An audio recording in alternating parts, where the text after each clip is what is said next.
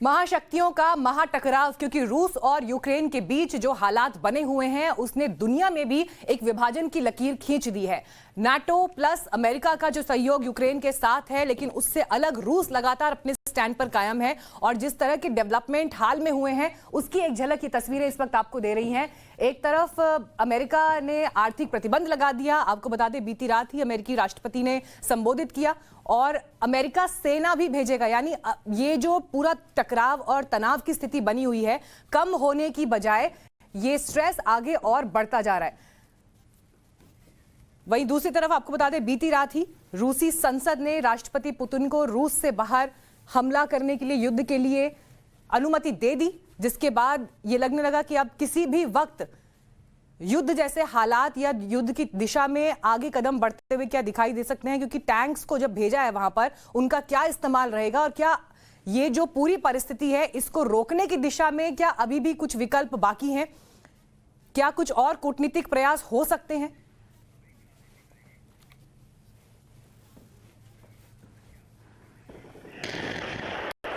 और आइए अब आपको बताते हैं कि पूरे विवाद में अब तक क्या हुआ है। कल से लेकर अब तक अमेरिका ने रूस के 2 बड़े बैंक्स पर आर्थिक प्रतिबंध लगाया है। ये सबसे बड़ा डेवलपमेंट, आपको ताजा डेवलपमेंट हम बता रहे हैं। इसके अलावा पश्चिमी देशों से रूस को मिलने वाली मदद पर रोक लगाई गई है। रूस के पड़ोसी देशों में सैन्य तैनाती अमेरिका बढ़ा रहा है। जर्मनी ने north stream 2 gas pipeline certification process को रोक दिया है। इसके अलावा ब्रिटेन ने रूस के 5 बैंक्स पर प्रतिबंध लगाया है। रूसी संसद से पुतिन को हमले की इजाजत मिली, जिस बात का जिक्र हम अभी कुछ देर पहले कर रहे थे कि इस कदम के बाद ये लगने लगा कि अब आगे कुछ भी हो सकता है, क्योंकि टैंक्स पहले ही वहां भेज दिए गए हैं। तो क्या अब उसके इस्तेमाल किए जाने पर जिस चीज का इंतजार हो रहा था ये वो कदम हो सकता है। लेकिन फिर भी दुनिया में जिस तरह का विभाजन इस पूरे घटनाक्रम को देखते हुए अभी दिखाई दे रहा है, उन सबके बीच क्या कूटनीतिक विकल्प हो सकते हैं इस परिस्थिति को रोकने के लिए, ये सवाल बना हुआ है।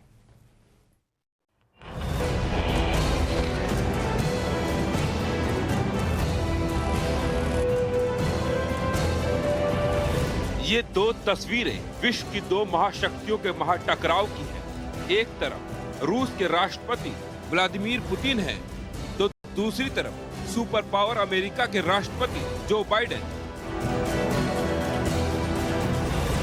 पुतिन ने रातों रात यूक्रेन के 2 टुकड़े किए तो दुनिया की नींद उड़ गई। फिर क्या था, रूस के खिलाफ एक्शन की तैयारी शुरू हो गई और अमेरिका ने कड़े कदम का ऐलान कर दिया।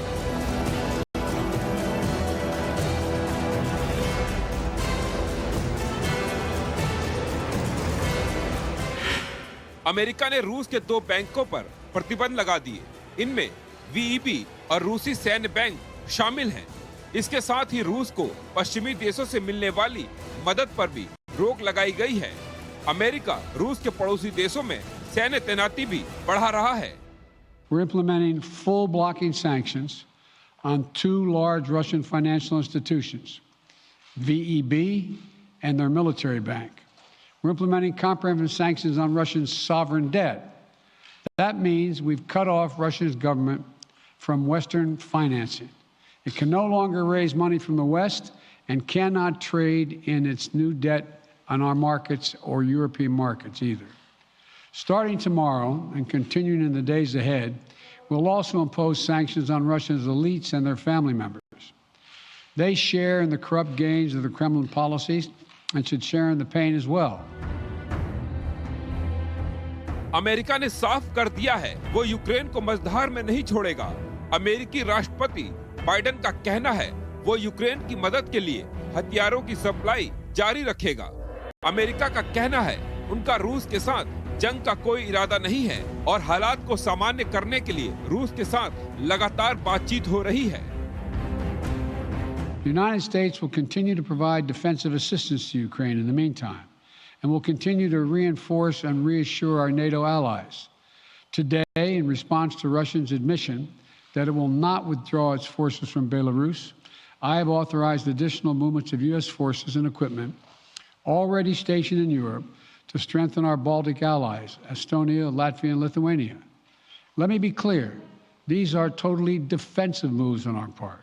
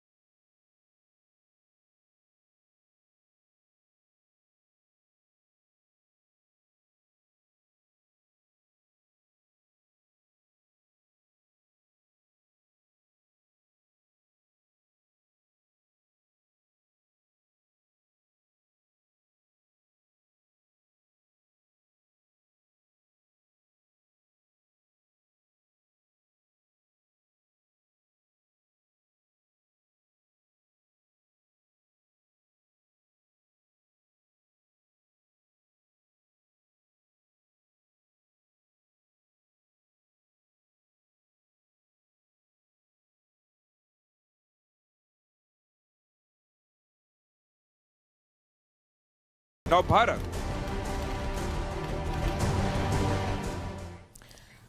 और आइए अब आपको एक बार ये भी दिखा दें फटाफट कि अब तक के इस पूरे घटनाक्रम में किस किस तरह के बयान सामने आए हैं। यूक्रेन के साथ तनाव पर रूस का जो बयान है, हमारे बिना यूरोप में स्थिरता संभव नहीं है। इस पूरे मसले पर रूस ने बयान दिया। यूक्रेन में अमेरिका प्रभाव बढ़ा रहा है। इसके अलावा हमने यूक्रेन पर कोई हमला नहीं किया। नाटो यूरोप में तनाव बढ़ा रहा है। तो रूस की जो पूरी आपत्ति है नाटो से यूक्रेन की नजदीकी, अमेरिका से जो संबंध और इसे लेकर तनाव की जो स्थिति है, पश्चिमी देश देखिए लगातार हमें धमकी दे रहे हैं और इसका जिक्र राष्ट्रपति पुतिन ने भी अपने स्टेटमेंट में किया था। हमने 7 साल तक इंतजार किया है, हम अब भी बातचीत के लिए तैयार हैं। तो बातचीत के लिए तैयार हैं, एक सम्मानजनक तरीके से बातचीत हो इसका जिक्र कर रहे हैं। लेकिन यूक्रेन पर रूस का जो ये बयान है, इसमें बातचीत का जिक्र वो कर रहे हैं सम्मानजनक तरीके से, लेकिन वो क्या परिस्थिति होगी उस समय पर, क्या ऐसे हालात होंगे जिसमें बातचीत संभव है, ये एक सवाल इस वक्त दुनिया में सबके जहन में है। क्योंकि जिस तरह की स्थिति बनी हुई है, 2 प्रांतों को आजाद घोषित कर देना, पूर्वी यूक्रेन और पश्चिमी यूक्रेन, वहां पर जो तनाव और स्थितियां जो बनी हुई हैं, और ऐसे में रूस और अमेरिका, दुनिया की 2 महाशक्तियां यूक्रेन के इस मसले पर आमने सामने हैं, लिहाजा असर पूरी दुनिया पर। भारत से रिश्तों पर भी रूस का जो बयान है आपको हम दिखा रहे हैं। भारत और रूस एक दूसरे के पुराने सहयोगी हैं। हमारा साथ रक्षा सहयोग काफी पुराना है और ये सहयोग हमारा जारी रहेगा। भारत के साथ 10 साल सहयोग पर हस्ताक्षर इससे पहले ही हो चुके हैं। भारत और रूस एक दूसरे को धमकी नहीं देते, एक दूसरे का ख्याल रखते हैं। तो भारत से रिश्तों पर ये रूस का जो बयान है, भारत में रूसी मिशन के प्रमुख रोमन बाबुश्किन ने ये कहा, और हम अब भी बातचीत के लिए तैयार हैं और एक सम्मानजनक तरीके से यूक्रेन के साथ बातचीत हो सकती है। Russia is ready for this dialogue even today, based on our agreements and commitments we are party of. We are very strictly abiding them and wish to continue the same. But this dialogue should be, again, mutually respectful, equal, and taking into account interests of all states. We don't expect that next rounds of talks would bring any such kind of results of matter of principles, because we clearly say, as we discussed today as well, that Minsk package agreements, because of Kiev authorities not intending, not willing to implement it for 7 years already, are not going to come to it.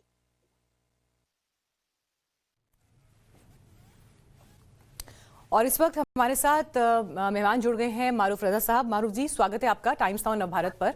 देखिए, पूरी परिस्थिति में अब तक क्या हुआ, ये बड़े डेवलपमेंट्स हमने अपने दर्शकों को बताए, लेकिन एज ए डिफेंस एक्सपर्ट जब आप इन सिचुएशंस को देख रहे हैं, अभी भी अगर रशिया की तरफ से स्टेटमेंट दिया जा रहा है कि हम सम्मानजनक बातचीत के लिए तैयार हैं, इसका क्या मतलब है? सम्मानजनक बातचीत का वो स्तर कब आएगा और वो परिस्थितियां क्या होंगी?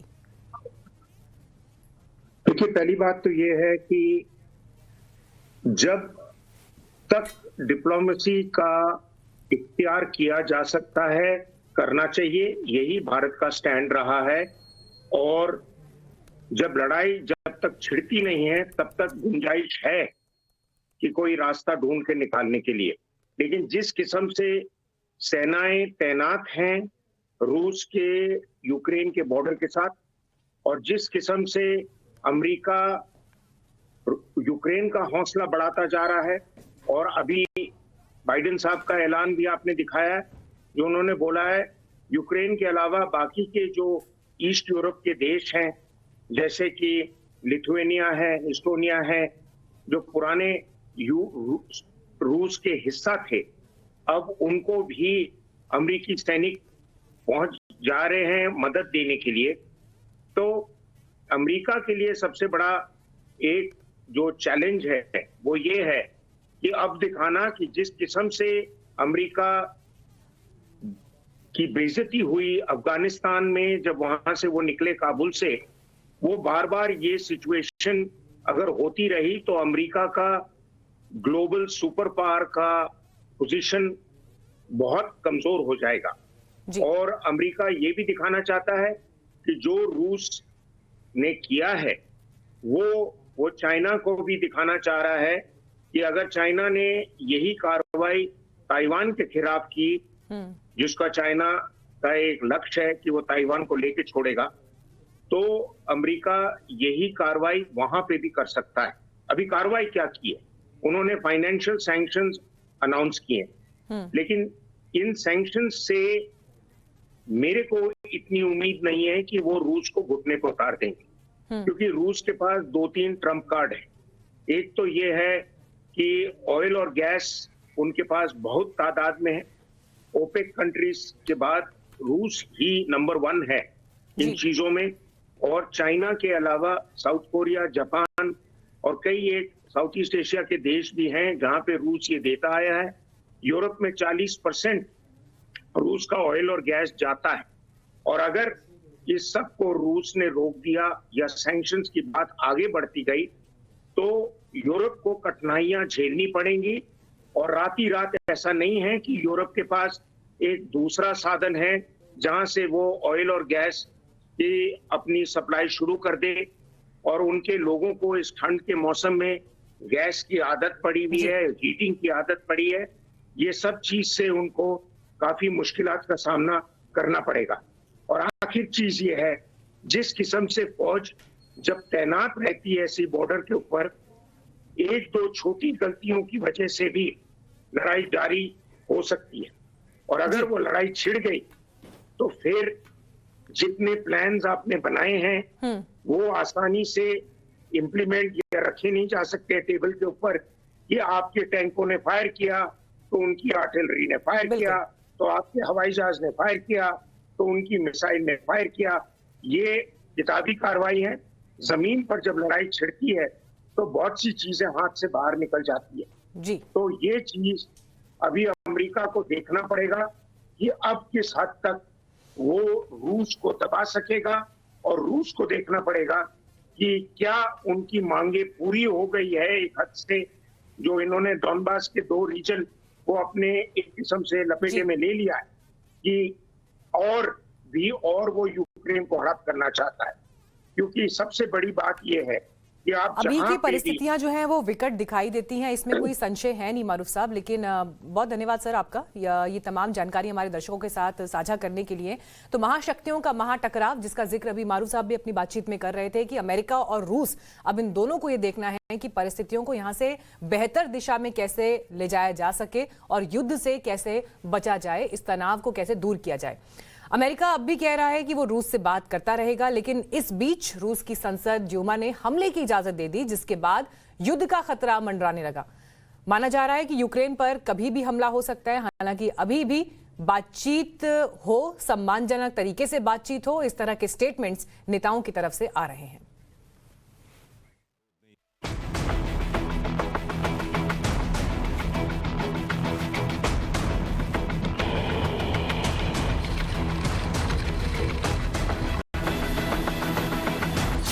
तो क्या इस तस्वीर के बाद दुनिया तीसरे विश्व युद्ध के मुहाने पर खड़ी हो गई है? क्योंकि यूक्रेन को लेकर ना तो अमेरिका और न ही रूस अपने फैसलों से पीछे हटने को तैयार है। रूस के राष्ट्रपति पुतिन ने एक फैसला लिया, फैसला यूक्रेन के 2 टुकड़े करने का, जिसने पूरी दुनिया में हलचल मचा दी। पुतिन यही नहीं रुके, उन्होंने एक और फैसला लिया। ये फैसला था अपनी सेना को डोनेस्क और लुशंक भेजने का। वही डोनेस्क और लुशंक जिसे यूक्रेन से अलग कर पुतिन ने स्वतंत्र देश बनाने की घोषणा की थी। इतना ही नहीं, रूस की संसद ने पहले डोनेस्क और लुशंक को अलग देश की मान्यता दी और फिर रूसी सांसदों ने पुतिन को हमले की इजाजत दे दी, जिसके बाद सवाल उठने लगे। तो क्या तीसरे विश्व युद्ध का काउंटडाउन शुरू हो गया?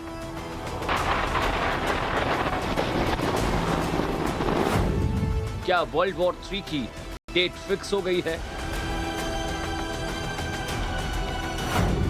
और क्या रूस यूक्रेन पर हमला करने जा रहा है?